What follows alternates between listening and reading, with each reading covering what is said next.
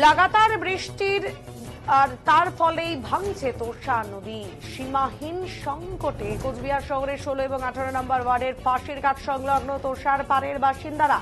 লাগাতার বৃষ্টির ফলে নদী ভাঙনের আতঙ্ক গ্রাস করেছে সংশ্লিষ্ট এলাকার বাসিন্দাদের। উত্তরবঙ্গ এবং পাহাড়ে লাগাতার ভারী বৃষ্টিপাতের ফলে উত্তরবঙ্গের সমস্ত নদীর জল বেড়ে গিয়েছে অনেকটাই। তিস্তা, তোষা, মহানন্দা, জলঢাকা, মানসাই সহ বিভিন্ন নদীর জলস্ফীতি ঊর্ধ্বমুখী। এই পরিস্থিতিতে কোচবিহার শহরের 16 এবং 18 নম্বর ওয়ার্ডের পাতাকুড়া ফাঁসির ঘাট এলাকার তোষা নদীর পাড়ের জনবসতি এলাকায় শুরু হয়েছে ভয়াবহ নদী ভাঙন। ভাঙন কবলিত দুর্গত মানুষদের জীবন ধারণ করা এই মুহূর্তে হয়ে উঠেছে দুর্বিষহ। এই ভাঙন কবলিত এলাকার অসহায় মানুষেরা জানান, প্রতি বছরই এই ভাঙন সমস্যার মুখোমুখি দাঁড়াতে হয় তাদের, খোয়াতে হয় সহায় সম্বল। বারবার তারা দাবি জানিয়েছেন সংশ্লিষ্ট এলাকায় তৈরি করা হোক একটি সেতু, ভাঙন প্রতিরোধে নেওয়া হোক বিশেষ ব্যবস্থা। কিন্তু আজ পর্যন্ত করে তুলতে ব্যর্থ রাজ্যের ক্ষমতাসীন রাজনীতির কারবারিরা সেতু, আর তা অত্যন্ত দুঃখের সাথে তারা জানান। এবছর পুনরায় ভাঙনের মুখে পড়লেও তাদের খোঁজ নিতে আসেনি কেউই, না রাজনৈতিক, না প্রশাসনিক, না কোনো ব্যক্তিত্ব। তাদের উদ্দেশ্যে সাহায্যের হাত বাড়িয়ে দেননি কেউই। এই প্রেক্ষাপটে দাঁড়িয়ে এক সীমাহীন যন্ত্রণা বুকে চেপে রেখে অনিশ্চিত ভবিতব্যের দিকে তাকিয়ে রয়েছেন তারা। সরকারের কাছে তাদের দাবি, সাধারণ মানুষের মতো তারাও যাতে সুস্থ, স্বাভাবিক এবং নিশ্চিন্তে বসবাস করার সুযোগ পান, সেদিকে দৃষ্টিপাত করুক সরকার।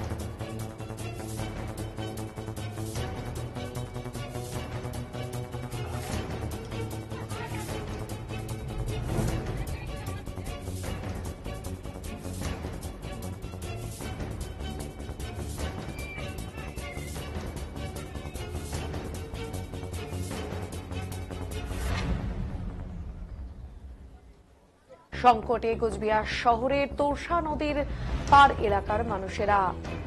জলস্ফীতি, পাহাড়ে জল, উত্তরবঙ্গে লাগাতার বৃষ্টি, লেট বর্ষা, আর সেই জায়গায় লাগাতার বৃষ্টিতে পার ভাঙছে তোষা নদীর। সীমাহীন সংকটে কোচবিহার শহরের 16 এবং 18 নম্বর ওয়ার্ডের ফাঁসির ঘাট সংলগ্ন তোষার পাড়ের বাসিন্দারা। লাগাতার বৃষ্টির ফলে নদী ভাঙনের আতঙ্ক গ্রাস করেছে সংশ্লিষ্ট ওই এলাকার বাসিন্দাদের।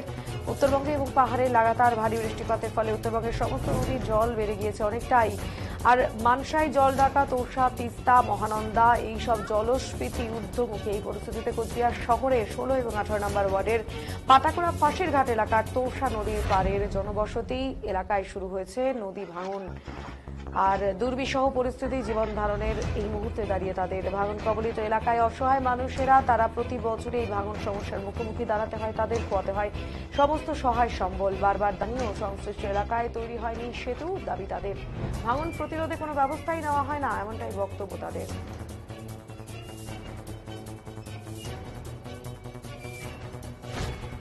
তোমরা গেলে বলবেন খালি ব্রিজের দরকার, আমার বিশেষ ব্রিজটা না অবধি আমরা খুব আতঙ্কেই থাকি সবসময়। নদীর ধারের বাড়ি, মনে করো কখন পানি বাড়ে বলা বড় মুশকিল। এই পানি বাড়ার জন্য তো লোকগুলো ঘুমাইতে পারছি না। দেখো আজকে এইরকম যদি রাত্রিবেলা আরও বেশি জল বাড়ে, পানি বাড়ে, তাহলে তো আমরা থাকতে পারবো না, ঘুমিয়েই পারতে পারবো না। তাই বিশেষ দরকার আমাদের ব্রিজটা, যে কোনো কারণ বিশেষ ব্রিজটা করুক, যে সরকার করে করুক না। এক সরকার করলে তো ভোট তো সব সরকারে নেয়, দিদি এসে দিদি নিবে, মোদি এসে মোদি নিবে, আরও নানান পার্টি আসবে তাও ভোট নেবে, কিন্তু ব্রিজটা কেউ দিচ্ছে না। আজকের থেকে না 40-50 বছর আগের থেকে এই ব্রিজের আন্দোলন, কিন্তু ব্রিজ হচ্ছে না। তাই বিশেষ কথা আমার ব্রিজের আন্দোলন নিয়ে আমরা লড়ছি। আর কি বলবো, সাধারণ কি গরিব মানুষ, কাজ করি খাই, একটু পার হয়ে যদি কাজ করতে না পারি তাহলে পেটে ভাত যাবে কিভাবে, এবং বাচ্চা কাচ্চা স্কুলে কিভাবে যাবে, আর কি বলবো। বিশেষ মানে দেখা যাচ্ছে যে কাঁচারও অনেকটা ভাঙছে, এতে কাঁচা মানে মাঠ তো নাই। এই দেখো অর্ধেক চলে গেছে, আগে ছিল ওইদিকে, এখন অর্ধেক চলে যাচ্ছে।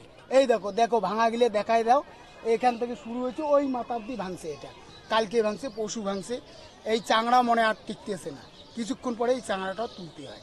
কমরেডও আসে নাই, কোনো নেতাও আসে নাই, কোনো পুলিশ প্রশাসন, ফায়ার ব্রিগেড কোনো লোকেই আসে নাই, কোনো দেখা নেই। গরিব মানুষ না, এইখানে যদি ওই কুচবিহারে ফ্ল্যাটওয়ালা বাড়ি থাকতো তাহলে নেতার ঘর আসিয়ে হয়তো জিজ্ঞেস করতো কি আছেন কি নাই। সাধারণ মানুষের কে খোঁজ করে? খোঁজ করে একটা দিনে, ভোট যেদিন হবে সেই দিন, ভোটটা ঠিক জন পাই, এইটাই খোঁজ করবে। তাছাড়া সাধারণ লোক যদি এখানে মারাও যায় তাও কোনোদিন খোঁজ করবে না কোনো নেতা, এটা একদম গ্যারান্টি। কোনো নেতাও খোঁজ করবে না। মানে কবে থেকে জল বাড়া চালু হলো? এর আগে একদিন বাড়ছে, কালকে বাড়ছে, কালকের থেকে আজকে বেশি আর কি। আজকে তো ঘাট একদম বন্ধ, চলবে না। এইরকম অবস্থায় কিভাবে ঘাট চলে? কোনো রিস্ক নিবে না কেউ। ওই জন্য ঘাটটাই বন্ধ করে দিল। এরকম কুচবিহার শহর থেকে কত লোক আসতেছে, এই যে এত জল পার হয়ে আসতেছে, নিজে তো দেখতেছে অবস্থাটা চাংড়ার। কিছুক্ষণ পরে হয়তো এই চাংড়াও আর থাকতেছে না, তারপরে এই লোকগুলো সাধারণ লোক কোন দিক দিয়ে যাবে? মানে এখন কতগুলি বাড়িতে জল ঢুকেছে? বাড়িতে জল এই এতটুকু, এক হাঁটু। কতগুলা বাড়িতে ঢুকছে? এইদিকে টোটাল বাড়ি, এই যে গ্রামটা আছে, এই 18 নম্বর যতটা গ্রাম আছে, এই গ্রামটা পুরো। এইখানে আর কি দেখবো? ওইদিকে একটু আগাইলে দেখতে পারবেন যে কি হারে জলটা আছে। এইখান থেকে আর কি দেখতে পারবেন? মানে প্রচুর আতঙ্কে রয়েছে। প্রচুর, মানে প্রচুর।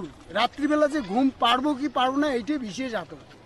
কারণ আমরা তো বড় মানুষ, কোনো ব্যাপার না, কিন্তু বাচ্চা গেলে, যে ডেলিভারি পেশেন্ট একটা আছে, তার কি অসুবিধা হবে, বয়স্ক লোকগুলোর কি অসুবিধা হবে, নিজে তো জানা যায়। মানে এই যে বাড়িতে জল ঢুকে গেছে, রান্না বান্না খাওয়া রান্না বান্না এখনো কি করবো? আর খড়ির রান্না, এখন খড়ি ঠড়ি তো সব ভিজে গেছে। এখন হচ্ছে চিড়ে মুড়ি কিনে আনতে হবে দোকান থেকে, রুটি টুটি এগুলো আপাতত খাইতে হবে। তাছাড়া কোনো বুদ্ধি নেই, রান্নারও কোনো ব্যবস্থা নেই। কারণ এইখানে তো আমরা সাধারণ মানুষ, যে গ্যাসে রান্না করবো অমুক তমুক, ওগুলো তো নাই। সবাই ওই লাকড়ি দিয়ে, খড়ি দিয়ে রান্না করি। এবার ওগুলোতে ভিজি টিজি, এতটুক জল, রান্নাঘরেও জল, থাকার ঘরেও জল, তাহলে কিভাবে রান্নাটা হয়? এই অবস্থা। মানে এখন শুকনো খাবার খেয়ে আছে। শুকনো হয় চিড়ে মুড়ি, হয়তো স্লাইস ফ্লাইস এগুলো বন টন এগুলো খাচ্ছি আপাতত। তাছাড়া আর কোনো ব্যবস্থা নাই।